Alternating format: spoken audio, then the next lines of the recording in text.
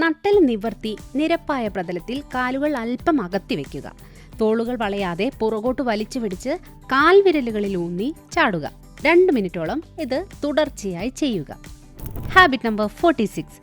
ഹൃദയത്തിലേക്കുള്ള രക്തയോട്ടം കൂട്ടാൻ jump on toss.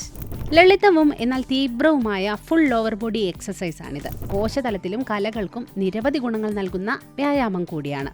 Calf മസിലുകളും lower leg മസിലുകളും തുടർച്ചയായി പ്രവർത്തിപ്പിക്കുന്നത് ഹൃദയത്തിലേക്കുള്ള രക്തയോട്ടം കൂട്ടാൻ സഹായിക്കും. സ്ഥിരമായി പരിശീലിക്കുന്നതിലൂടെ മൊത്തത്തിലുള്ള ആരോഗ്യം നന്നായി മെച്ചപ്പെടുത്താം.